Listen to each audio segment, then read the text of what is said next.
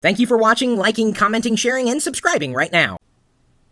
In front of me is the first digital picture frame I ever owned. It cost $350 and didn't have internet connectivity. As a matter of fact, the only port it has for connectivity is one for a phone line. In order to get it to work, you had to pay for Kodak's. I think they called it the Storybox service. This is a Kodak frame, and that's real wood, by the way. So it's a nice frame. I guess the screen itself is a bit dated. It's not awesome, 640 by 480, so it's not super high resolution. But for the time, it was great, and this thing still works. I keep it plugged in over by my I don't know. It's not exactly a credenza. It's more like a stand where I like throw my keys and wallet and stuff. Luckily, after Kodak dropped the service, they sent down the pipe firmware that would I'd say, I know, send it coming down the pike, but it was really like pipe because it was the internet, but it wasn't really the internet. I don't know. Anyway, bottom line is this thing still works. Good $350 investment, I would say. And I'm able to keep pictures going on it with the compact flash here. And so, yeah, do you believe that devices still take compact flash? Still to this day? Usually you see compact flash with digital cameras, potentially in other handheld devices.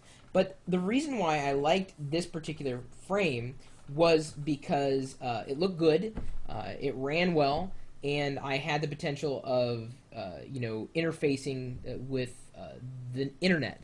Like I could upload a photo to the website that was done in conjunction with the Kodak frame, and then have it show up on the frame. And I thought that was kind of cool. Well, over the years, I really believe there was kind of a lull in not necessarily the quality of digital photo frames, but the features in the photo frames. Because I always thought, as soon as Wi-Fi came out, I was like, dude, the explosion of digital photo frames, Wi-Fi is just going to be huge. And indeed, that was true. I've reviewed a few wireless digital photo frames. Some have been okay, and some have a lot of promise, but where many of them, like pretty much all of them, seem to fall short is specifically in the software experience. That is helped somewhat when you're able to use like a website in conjunction with the hardware, because sometimes managing a software interface on a digital photo frame can be somewhat of a challenge, especially if the interface is unintuitive. So this is my first frame. I still use it. I think it's probably 10 years old at this point, and the reason why I'm talking about it today is because D-Link asked me if I wanted to take a look at their new 10-inch wireless internet photo frame, and I said, sure, why not? I get asked often, Chris, what digital photo frame do you recommend? And it really kind of depends. To me, the best of all worlds is something that is capable of, pulling in photos from the internet, that minimizes the experience on frame. And pretty much you only want to just view your photos on the frame. That's it. And, just makes it easy for people, not geeks necessarily, but just regular old people. And that's where I've run into a few challenges. The eStarling 2.0 frame certainly looks nice. It's very, very nice. It works well, but every once in a while I have to manually reset it because it'll like freeze and it doesn't tell me that it's frozen. I don't really touch it anymore. I just set up my feeds, set it, and forget it. The next evolution, I think, in digital photo frames, and D-Link hasn't necessarily done it with this 10-inch frame, is specifically in running off of some kind of battery. Because inevitably you got to run some kind of AC adapter, and that just kind of gets in the way with a digital photo frame. Maybe you know of a really high-quality digital photo frame that runs on batteries. Usually the ones that run on batteries are like super, super, super tiny. And yes, I have those too. People give them away as tchotchkes. So the D-Link photo frame is it's got a widescreen format, 16 by 9, and is capable of handling up to 800 by 480 resolution photos. So it's not amazing, but it is really bright, and I've got it plugged in here behind me. And true to form, it is an internet picture frame, digital photo frame. Comes with a remote control, pretty simple. I mean, you've got the directionals and back menu and rotate, so you can rotate the photo as it comes on screen. It works largely, or is geared towards internet connectivity in the wireless capacity, but if you don't have a wireless internet, or you'd rather run it over a cable, there is an Ethernet jack for you to use. You can also plug in a USB key if you've got photos on there, stick it in there, and then the photos will show up. It's also capable of reading removable media like SD cards. Let's see, what else does it have on there? Well, I guess it's an off-on switch rocker. I think, what else can you do with it? Well, not really much. The only thing I found that was really interesting is when I turned it on and set up my internet connection, it was able to handle WPA2 encryption. That wasn't too much of a challenge to get going. It automatically detected that there's new firmware available, and it says, do you want to download the firmware? Click, and then it downloaded it automatically. Gave a little bit of instructions in there, but it did it really, without much intervention on my part. I don't know if the average user is necessarily going to know what firmware is or really care, but as far as the experience goes, it was pretty clean. It was pretty simple.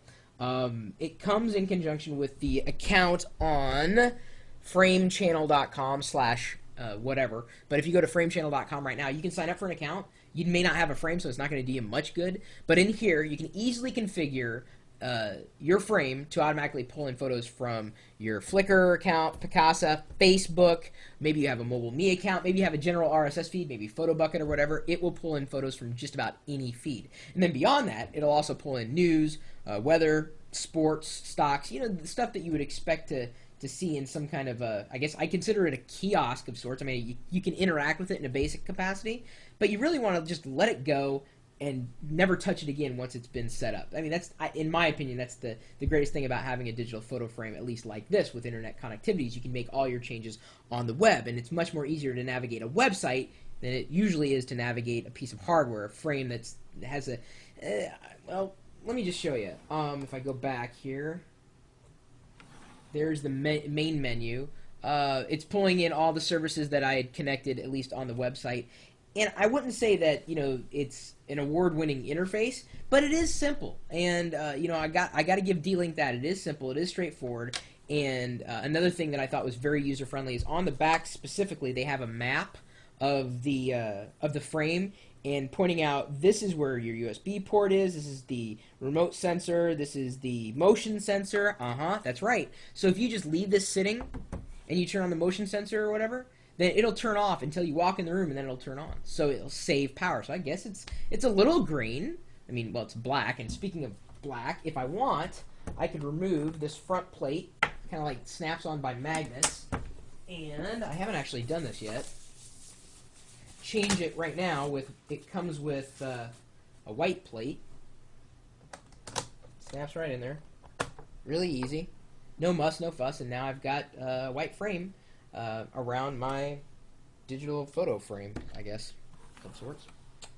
If I go in here, I think I'm going to try to browse other photos here. It was kind of tricky working with a remote control, but actually I think oh, we're sorry, but your slideshow is currently unavailable. Well, at least you told me that. Thank you. I appreciate that.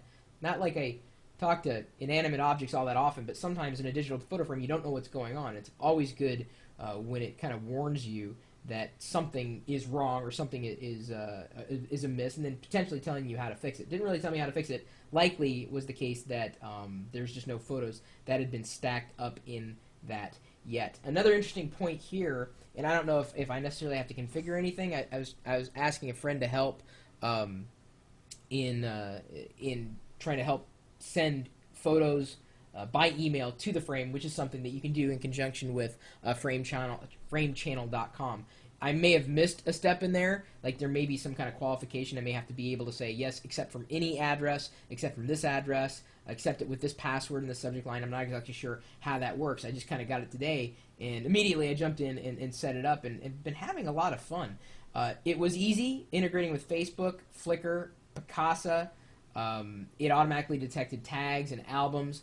And for the average user, that may be enough, whether they're using Picasa or possibly Flickr. I mean, I'm a Flickr user. I also have Picasa, and I have a feeling Picasa, since it's Google's, is going to be renamed Google Photos at some point in the future, and a lot more people will be using it, just by seeing Google somewhere in the title.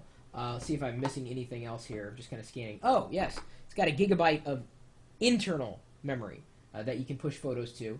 Let's see here. What else? Motion detection. Got that. Touch-sensitive navigation buttons, duh. The remote control, it supports UPnP. What else? Oh, desktop and wall mount. That's kind of par for the course.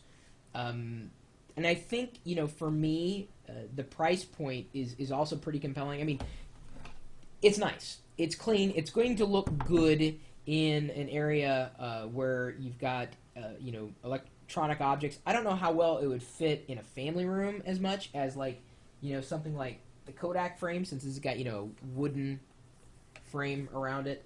But, for a home office, it'll work well, possibly for a bedroom. It just depends on the kind of person you are, what kind of decor you're really into.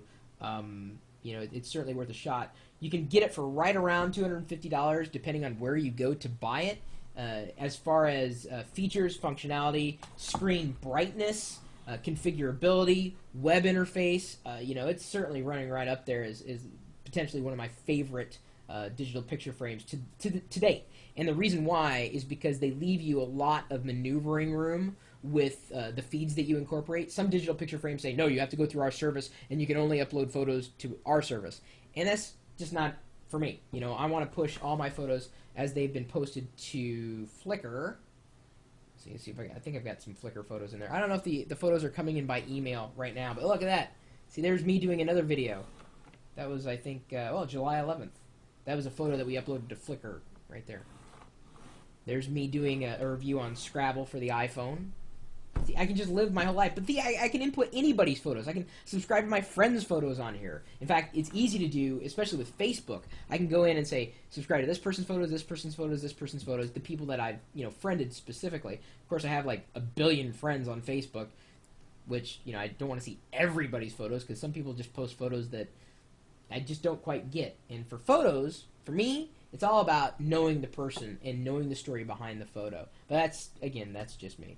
So, I guess if I had to give it a rating out of the box, there's some things that are pretty average for frames, but I say these guys have kind of done pretty well at giving something like this. I'd say very good quality digital photo frame, very bright with the motion sensor and the remote control and the internet connectivity, either wired or wireless. I would say it's running right up there. I don't really give specific ratings when I review things, but if you're looking for an internet picture frame that's going to have the ability to change face plates with a great degree of ease, D-Link's going to serve you pretty well for $250. This is certainly better than this. Maybe I'm not talking specifically about looks, but certainly with features, and so that's just my take. And I know people have been asking, if I still believe I like one photo frame over another, and for me, it's always evolving. Like, the photo frames today are different than they were a year ago. They get better, allegedly get better. Not always the case, but certainly I would say D-Link ranks right up there. I'll be keeping it around, that's for sure. Pulling photos in randomly. I've got like 1, 2, 3. I think I've got potentially like 4 digital photo frames like within like arm's reach at any given point when you're in my office. I don't know. I mean, why not? I've even got like one of my I guess it's a PC that I've converted to a digital photo frame because I really don't use it a lot. The screen's always on. I'm like, well, I might as well just pull in the latest Picasso photos. And so that's what's running as a screensaver like all the time. Anyway, maybe you have another opinion on another digital photo frame that you think is better, that has more options, that are just even more outstanding than this. Oh, I do have to throw in there. You can pull in the weather in here, but one thing that kind of threw me off a bit is they run a banner ad with the weather display on the digital frame. And I don't exactly know why, because the frame's not free. It's a little gotcha. Is it a big deal? It's not a huge deal. It's just I'm not into running advertising on things that I've already purchased. It's just me. Anyway, email address chris@pirillo.com. You're also welcome to stop by the website. We've got this live video feed in conjunction with the chat room, and inevitably when I get a new product or device to look at, I'll set it on my desk as soon as I get it. So I'll have the box sitting there like all day, and then everyone's asking, "What'd you get? What'd you get? What is that? What is that?"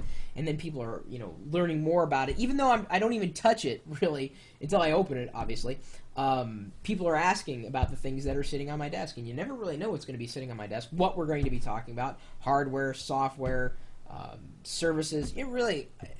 Even though I'm not as completely interactive every single day, because sometimes I'm doing other things, I'm busy with other things, the nice thing is we've got this chat room, and I have to kind of, especially when I get busy, hit my busy time of year, which is like all the time, I have to defer to them for a lot of advice and help and friendliness. And so you're welcome to join us 24 hours a day, 7 days a week at live.pirillo.com.